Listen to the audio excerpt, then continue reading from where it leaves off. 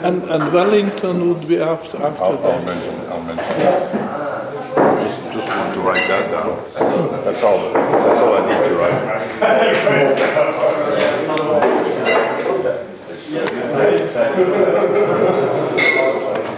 Well, good morning, everyone. Good morning. I'd like to make an announcement about an event in New Zealand I'm organizing. I did one last year with Professor Fekete and assistant professors Sandy, Rudy, and I'm doing another one this year. Last year the theme was sound money, sound and unsound money. And there were 10 lectures in 5 days. Same format for this year, but this year the theme is just gold. So we're working through both theoretical and practical sessions on gold. And the professor will give 1 lecture per day. And the other 5 lectures will be a combination of Sandeep, hopefully Rudy, Keith, who's not here, Peter maybe, and me. And I plan to give 2. 1 theoretical and 1 very practical.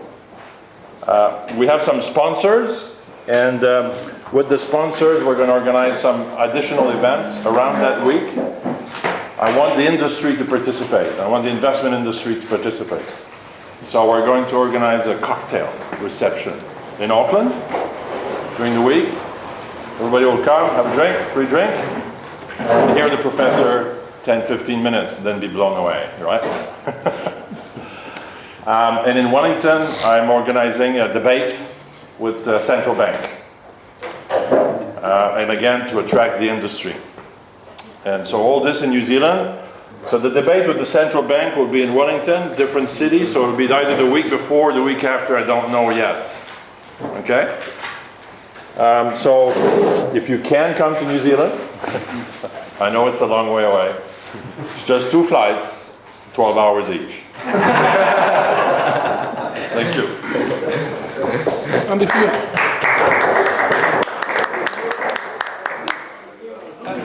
Yeah, if you're interested, just let me know and I'll give me your email and I'll. And if you have never been to... Sorry. Marketing. Last year, Rudy recorded all the sessions like he does any of the new Austrian School of Economics courses. So it's available. And if you missed last year, you can come this year. You won't you don't need to have come last year. They're independent, but you can buy the DVDs from Rudy. How much? Let's negotiate. Negotiable. Bid and offer. Bid, offer. Thank you. And if you have never been to New Zealand, we can very, very highly recommend it. Wonderful country. And it's a different lifestyle, as if you went back in time, and we enjoyed our visit to New Zealand. Brilliant. Okay, so today, it's not in your notes, but I talked about it briefly. We're going to be talking about the bid and the offer on the gold bond. And yeah, no doubt will be a very interesting talk. So over to Professor. Thank you, Sandy. As Sandy pointed out, you don't have a handout, the print, but it is coming, so I will put it on my website as soon as it's available. At this point I cannot commit myself to dates, but hopefully later this year, and then you can download it and read it again and have something permanent in your files on this. I would like to go back just very briefly for the previous lecture yesterday, where we discussed this equilibrium theory of price, and how instead of the one monolithic price of the equilibrium theory, we have two, the lower bid and the higher ask price. And we went through what follows from this, and it's a complicated story, I agree, and it's marginal to our main theme, which is the origin of interest in this course. But I thought that might as well include it in its entirety, even though we won't need in the rest of the course such concepts as straddle. But spread we always need. Spread is a very basic thing in any kind of Mengerian economics. Very basic.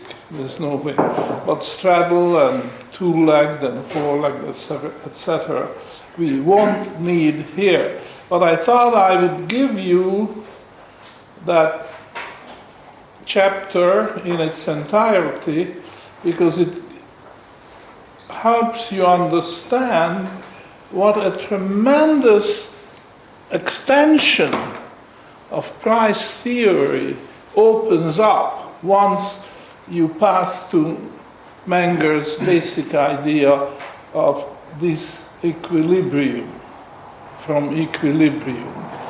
It's a tremendous revolution, and it opens up this avenue, and I think the surface has scarcely been scratched as far as the mainstream economics, and also to some extent even the Austrian school hasn't done its proper job to at least point to the direction that this is not an unfinished story. There's so much to add. And I'm just trying in my own small ways to nudge the Austrians, not with a great deal of success, I must say, in that direction.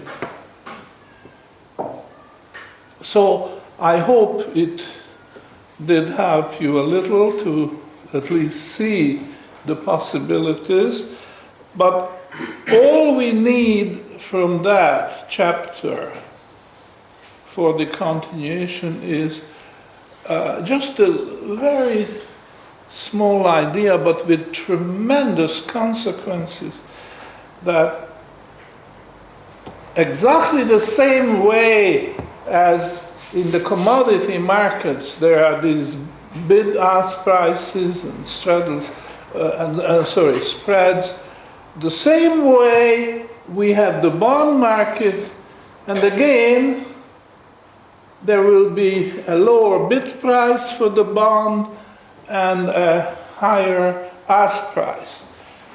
Now, I'm not going to keep saying gold bond, because it's understood that we are considering only gold bonds in the rest of the course.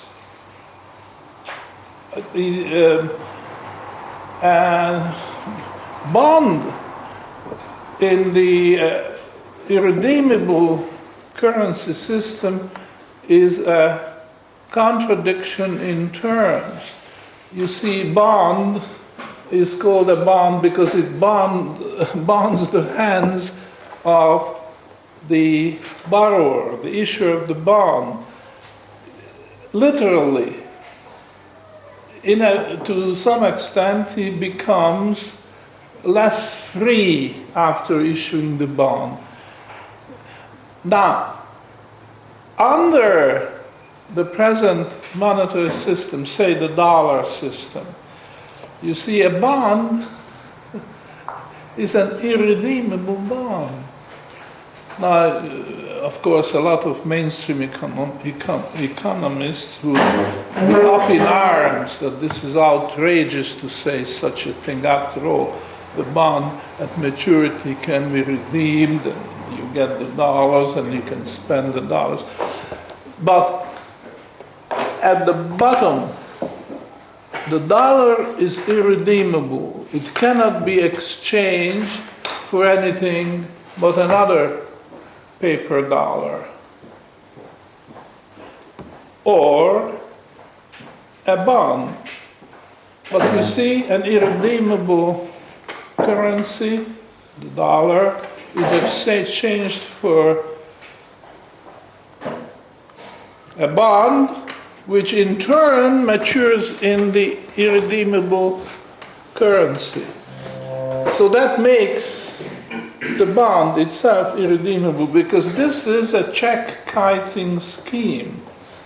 There is the Treasury, the US Treasury, there's the Federal Reserve, and they are in business of check-kiting, which is legalized. If you do check-kiting, you'll get arrested and it's a criminal offense. But if the government does it, or two government departments, and I think they also allow now the banks too, the big banks, which are insolvent, the way they can keep the game going is this check-kiting scheme. One big bank, call it A, issues a lot of unbacked checks, and it goes to clearing through the bank B, another big bank. And that also issues a lot of unbacked checks and sends it to A. And, you know, exchanging these vacant checks or unbacked checks, they can keep the game going. But that's criminal activity according to the original code, which now, it seems to me, I cannot prove it, but it seems to me the government or bank inspectors and various regulatory agencies turn the other way. See evil, speak evil, speak no evil, see no evil, which is what keeps the game of musical chairs going. So this is just a side remark. A bond in the present monetary system is a joke, nothing more, which can mesmerize people and divert their attention from the fact that we are running on empty. We are driving a truck with an empty tank, no fuel. There's a little bit of momentum which keeps us going, but we either end up in a ditch or we just run out of fuel, and then that's in the middle of nowhere, and that's a problem. But this is not my topic. I'm just warning you that whenever I say bond, it is a gold bond. It's denominated in gold units, and interest is being paid in gold. And that's very important to see. All right, so there is a market for gold bonds. And in this market, just like in a commodity market, there will be a lower bid price and a higher ask price. Now remember, yesterday we talked about this, and this was one of the highlights. Perhaps I gave you too many ideas and this point got lost a little bit, so let me just point out that this is very important, that an entirely different set of forces form the ask price. And another set of forces and conditions will form the bid price. And that in itself shows the power of this equilibrium theory, because all this gets lost in the equilibrium theory, where there's just one monolithic price, where the two curves, the demand and supply curves, intersect. That's it. And according to this theory, which is an oversimplification, not to say a false representation of reality, is the fact that there's just the one monolithic price. But in fact, I mean, nobody can deny that there are two prices. The top is the ask price, the bottom bid price. Nobody can deny that. But of course, you can de-emphasize that like the mainstream economists do. But if you put these ideas, ask price, bid price, in their proper place, and you do not try to suppress that fact, then all this new theory opens up, and you can draw all the consequences. So, finishing my thought, going back to yesterday's lecture, this is very important to see that one set of forces and circumstances determine the ask price, and then completely different set and circumstances determine the bid price. And then you have to study these separately on their own merit and discover wonderful things which you could not see under the model of the equilibrium theory, the supply-demand equilibrium of price. So this is the same here. We are going to study the rate of interest, and we'll discover that in reality it's not one rate of interest, but it's two. Just like the price is not monolithic, but there is an ask and a bid price.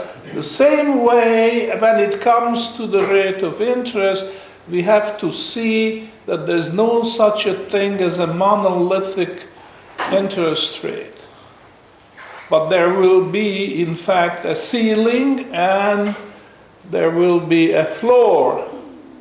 And just like in the markets, exchange takes place between these two extremes, the ask price and bid price, you know, anywhere in between.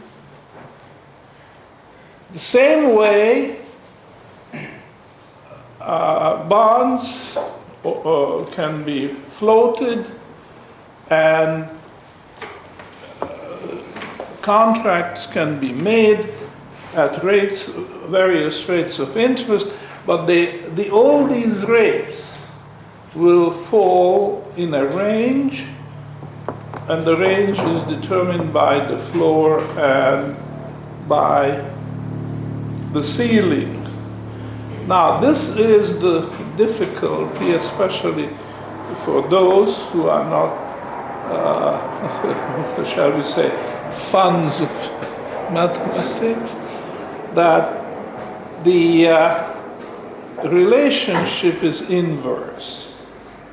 So you have to remember when you talk about these things that we have defined the rate of interest in terms of the bond price. This bond equation which we have never written down, and we don't want to discourage people who are not fans of mathematics. It's enough to know that the two move inversely, the bond price on the one hand and the rate of interest. This means that as the rate of interest rises, the bond price falls, and conversely, as the rate of interest falls, the bond price rises. And the initiative could come from the other side. If it's the bond price which leads, then a falling bond price means rising interest, and vice versa. I don't know if there's need to give examples of this inverse relationship. I don't think so. But this is non-controversial. Go to any broker who is selling bonds or stocks or what have you, and they are all familiar with this. And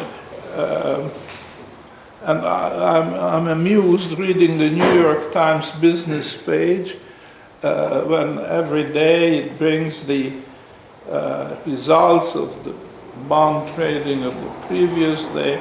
But that's not just bonds, but notes and bills, which are shorter term instruments, also having a yield and therefore rate of interest involved.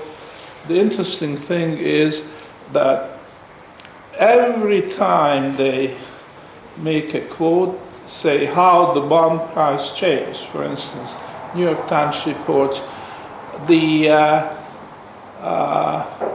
bond price went up by such a percent, say 2%, and then in the same sentence they say the bond price, which varies inversely. That's not the word the New York Times would use.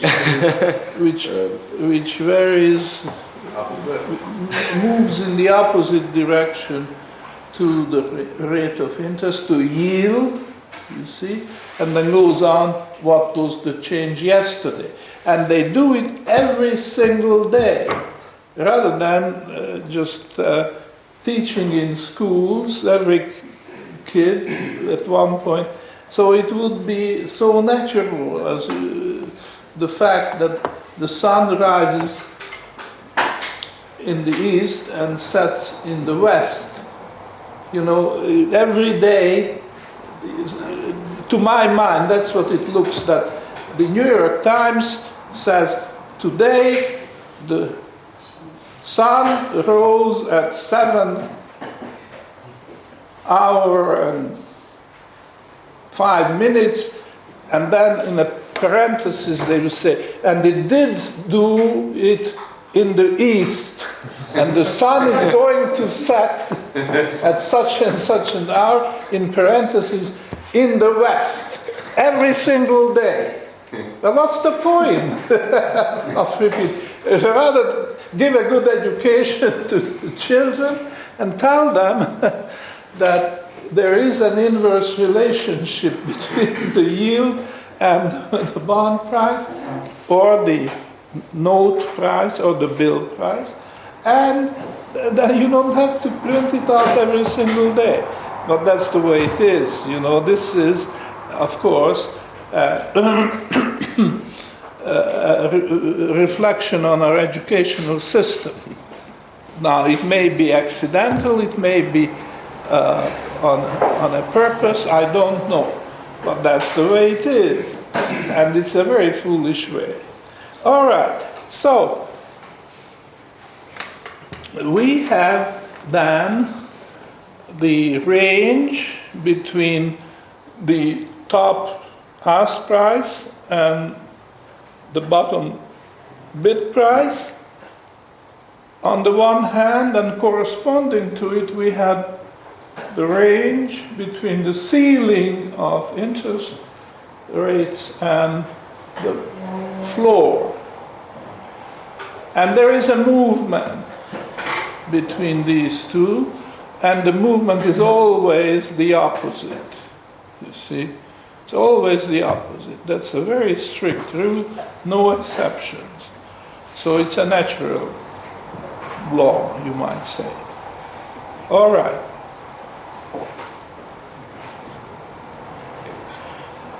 Now,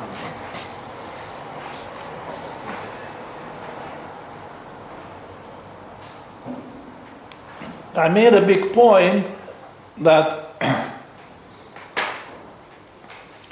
these two, the ceiling and the floor,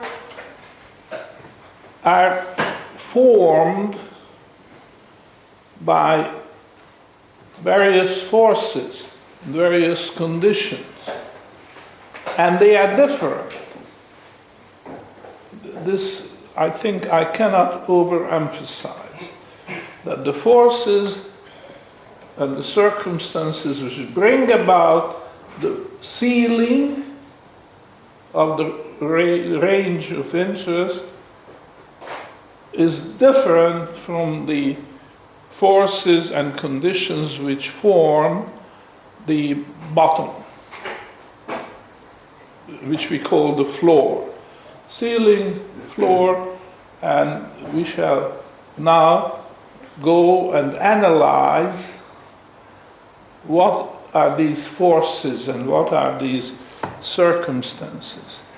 So now I need, okay, we can continue here. Just please draw a horizontal line. Okay, and what this represents is the bondholders, but we rank them. Could you write down bondholders? We line up all the bondholders, but we rank them. And I would like to ask you, what do you think? How do we rank the bondholders? No? We rank them by time preference, using the Austrian terminology. But I'm sure mainstream economists, this is a term borrowed from Austrian economics, a mainstream economist would not use such a word as time preference, because that's below their dignity. They would use something like risk aversion or something, but that's not important. Okay, so here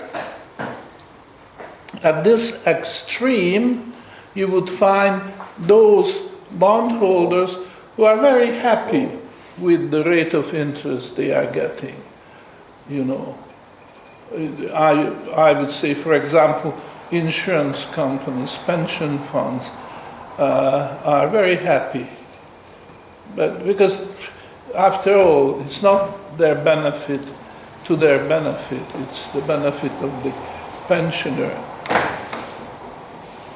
And as you go to the left, to the other extreme, you will find those bondholders who are ever more dissatisfied. They don't find the rate of interest to their liking because they find it too low. And they try to resist if they can. Try to fight back, try to put their argument that this is uneconomical. For instance, pensioners or depositors in a savings account. I mean, sometimes, especially nowadays, they pay actually ridiculously low interest rates, which fraction of 1%. It's not